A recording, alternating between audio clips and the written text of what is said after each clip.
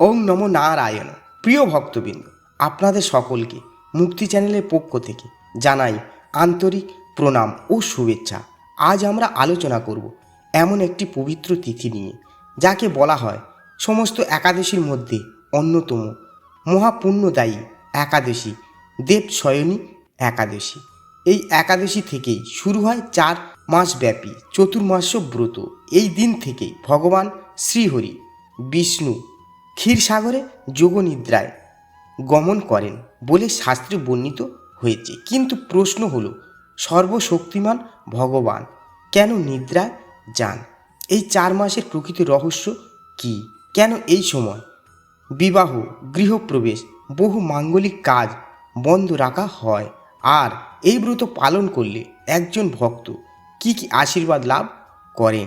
আজকের ভিডিওতে আমরা জানব দেবশয়নী একাদশীর পৌরাণিক কাহিনী, চতুর্মাসের আধ্যাত্মিক রহস্য, ভগবান বিষ্ণুর যোগনিদ্রার তাৎপর্য, ব্রত পালনের সম্পূর্ণ নিয়ম, কোন কাজ করা উচিত এবং কোন কাজ করা উচিত নয়, এই ব্রতের অসীম মাহাত্ম্য। তাই ভিডিওটি শেষ পর্যন্ত অবশ্যই দেখবেন। প্রথম পর্ব, দেবশয়নী একাদশী কি? আষাঢ় মাসের শুক্লাপক্ষের একাদশী তিথিকে বলা হয় দেবশয়নী একাদশী। একে হরিশয়নী, পদ্মনাভ একাদশী এবং শয়নী একাদশী নামেও অভিহিত করা হয়। শাস্ত্র অনুসারে এই তিথিতে ভগবান শ্রীহরি বিষ্ণু ক্ষীরসাগরে অনন্ত নাগের সজ্জায় যোগনিদ্রায় গমন করেন। এরপর টানা 4 মাস তিনি যোগনিদ্রায় অবস্থান করেন এবং কার্তিক মাসের শুক্লাপক্ষের একাদশীতে অর্থাৎ দেবোত্থানী একাদশীতে জাগ্রত হন। এই 4 মাসকেই বলা হয় চতুর্মাস্য। দ্বিতীয় পর্ব, কেন ভগবান বিষ্ণু নিদ্রায় যান? এখানে একটি গভীর আধ্যাত্মিক রহস্য লুকিয়ে আছে। ভগবান কখনো মানুষের মতো ক্লান্ত হয়ে ঘুমান না। তার এই নিদ্রার নাম হলো যোগনিদ্রা। যোগনিদ্রার অর্থ হলো সৃষ্টিকে অন্তর থেকে পরিচালনা করা। এই সময় ভগবান বাহ্যিক লীলা থেকে নিজেকে গুটিয়ে নিয়ে ভক্তের অন্তরে অবস্থান করেন। চতুর্মাসের এই 4 মাস প্রকৃতপক্ষে মানুষের আত্মশুদ্ধির সময়, যখন ভগবান যেন আমাদের বলছেন, হে জীবাত্মা, কিছুদিন বাহ্যিক জগতের মোহ থেকে নিজেকে সরিয়ে অন্তরের দিকে তাকাও। এই কারণেই এই 4 মাসকে তপস্যা, জপ, ব্রত, দান ও ভক্তির জন্য সর্বশ্রেষ্ঠ সময় বলা হয়েছে। তৃতীয় পর্ব, পৌরাণিক কাহিনী। পদ্মপুরাণে বর্ণিত আছে যে এই একাদশী তিথিতে ভগবান শ্রীহরি সমগ্র দেবলোককে আশীর্বাদ করে যোগনিদ্রায় গমন করেন। দেবতাগণ তার শয়নের পূর্বে পূজা ও স্তবগান করেন, কারণ ভগবানের যোগনিদ্রা সমগ্র বিশ্ব ব্রহ্মাণ্ডের কল্যাণের জন্য। এই সময়ে সমস্ত দেবতাও বিশেষভাবে ব্রত ও তপস্যায় নিযুক্ত থাকেন। আরেকটি কাহিনীতে বলা হয়েছে, রাজা মান্ধাতা তার রাজ্যের ভয়াবহ দুর্ভিক্ষের সময় ঋষিদের পরামর্শে শয়নী একাদশীর ব্রত পালন করেন। ফলস্বরূপ রাজ্যের পুনরায় বৃষ্টি হয় এবং সমগ্র প্রজারা সুখ শান্তি ফিরে পায়। এই থেকে বোঝা যায় যে এই ব্রত শুধু ব্যক্তিগত নয়, সমগ্র সমাজের কল্যাণের জন্যও অত্যন্ত গুরুত্বপূর্ণ। চতুর্থ পর্ব, চতুর্মাস্যের রহস্য। চতুর্মাস্য শব্দের অর্থ হলো 4 মাস। এই 4 মাস হলো আষাঢ়, শ্রাবণ, ভাদ্র, আশ্বিন বা কার্তিক পর্যন্ত। শাস্ত্রে বলা হয়েছে এই সময় প্রকৃতি ও নিজেকে নবায়ন করে। বর্ষাকালে বহু জীবাণু ও ক্ষুদ্র প্রাণীর জন্ম হয়। তাই অহিংসা পালন, সাদাসিধে জীবনযাপন এবং নিরামিষ আহারের বিশেষ গুরুত্ব দেওয়া হয়েছে। অনেক সাধু সন্ন্যাসী এই সময় এক স্থানে অবস্থান করে সাধনা করেন। এটাই চতুর্মাসের অন্যতম প্রধান নিয়ম।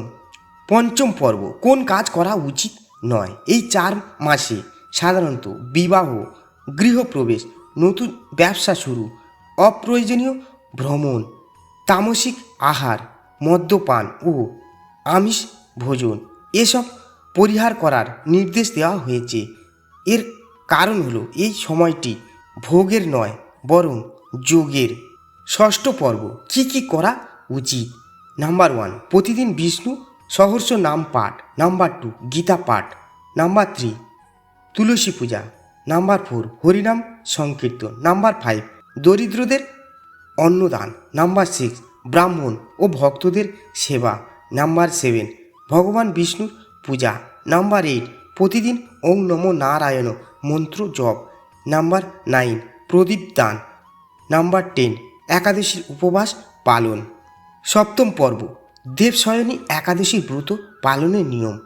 ব্রহ্ম মুহূর্তে জেগে স্নান করুন। ঘর পরিষ্কার করে পূজা স্থান সাজিয়ে নিন। একটি পরিষ্কার আসনে ভগবান শ্রীবিষ্ণুর ছবি বা বিগ্রহ স্থাপন করুন। অর্পণ করুন তুলসী পত্র, হলুদ ফুল, চন্দন, ফল, মিষ্টি, পঞ্চামৃত। সংকল্প গ্রহণ করুন, আমি ভগবান শ্রীহরির কৃপা লাভের জন্য দেবশয়নী একাদশী ব্রত পালন করছি। এরপর জপ করুন ওং নমো ভাগবতে বাসুদেবায়। সারাদিন ভগবানের নাম স্মরণ করুন। যদি সম্ভব হয় নির্জলা উপবাস করুন, না পারলে ফল আহার করতে পারেন। রাতে ভজন ও কীর্তন করলে বিশেষ পুণ্য লাভ হয়। অষ্টম পর্ব, এই ব্রতের মাহাত্ম্য। শাস্ত্রে বলা হয়েছে একটি শয়নী একাদশী ব্রতের ফল হাজার অশ্বমেধ যজ্ঞের ফলের সমান বলে বর্ণিত হয়েছে। এই ব্রত পালনের ফলে পাপ ক্ষয় হয়, সংসারে শান্তি আসে, আর্থিক উন্নতি হয়, পূর্বপুরুষদের আশীর্বাদ লাভ হয়, মানসিক শান্তি আসে, ভক্তি বৃদ্ধি পায়, মোক্ষ লাভের পথ সুগম হয়। নবম পর্ব, আধ্যাত্মিক শিক্ষা। বন্ধুরা, ভগবানের যোগনিদ্রায় প্রকৃত অর্থ হলো আমাদের নিজেদের অন্তরে জাগ্রত হওয়া। আজ আমরা সারাক্ষণ মোবাইল, সামাজিক মাধ্যম এবং দুশ্চিন্তার মধ্যে ডুবে আছি, কিন্তু এই 4 মাস ভগবান যেন আমাদের বলছেন কিছু সময় নিজের আত্মার জন্য রাখো। একবার ভেবে দেখুন, আমরা কি সত্যি প্রতিদিন ভগবানকে স্মরণ করি? আমরা কি নিজের মনকে শান্ত রাখি? আমরা কি কখনো ঈশ্বরের সঙ্গে নির্জনে কথা বলি? চতুর্মাস্য হলো নিজেকে নতুন করে গড়ে তোলার সময়। এই 4 মাস যদি নিয়মিত জপ, পাঠ ও ভক্তি ভরে কাটানো যায়, তাহলে জীবনের অনেক নেতিবাচক পরিবর্তন ইতিবাচক হয়ে উঠতে পারে। প্রিয় দর্শকবৃন্দ, দেবশয়নী একাদশী কেবল একটি তিথি নয়, এটি আত্মশুদ্ধির একটি মহা সুযোগ। ভগবান শ্রীহরির যোগনিদ্রা আমাদের শেখায় কখনো কখনো বাহ্যিক জগৎ থেকে একটু সরে এসে নিজের অন্তরকে জাগিয়ে তোলাই প্রকৃত সাধনা। আসুন আমরা সকলে এই পবিত্র চতুর্মাসে অন্তত একটি ভালো সংকল্প গ্রহণ করি। প্রতিদিন ভগবানের নাম স্মরণ করব, কাউকে কষ্ট দেব না এবং আমাদের জীবনকে আরও পবিত্র করে তুলব। ওম নমো নারায়ণ। শ্রীহরির কৃপায় আপনাদের ও আপনাদের পরিবারের উপর সর্বদা বর্ষিত হোক। হরি বল। জয় শ্রীহরি বিষ্ণু, জয় লক্ষ্মী নারায়ণ। আশা করি মুক্তি চ্যানেলে আজকের এই আধ্যাত্মিক নিবেদন আপনাদের হৃদয়ে ভক্তির সঞ্চার করেছে। যদি এই ভিডিওটি আপনাদের ভালো লেগে থাকে তাহলে অবশ্যই ভিডিওটিতে লাইক করুন, আপনাদের প্রিয়জনদের সঙ্গে এই ভিডিওটি শেয়ার করুন, যাতে এই পবিত্র কাহিনী ও আধ্যাত্মিক বার্তা আরও মানুষের কাছে পৌঁছে যায়। আর আপনার মতামত কমেন্ট বক্সে লিখে জানান। জয় শ্রীহরি। এমনই সমস্ত পৌরাণিক ও আধ্যাত্মিক ও সনাতন ধর্মের আলোচনা পেতে মুক্তি চ্যানেলটি সাবস্ক্রাইব করে আমাদের সঙ্গে থাকুন। সকলের কল্যাণ হোক। জয় শ্রীহরি। ওং নমো ভাগবতে বাসুদেবায়।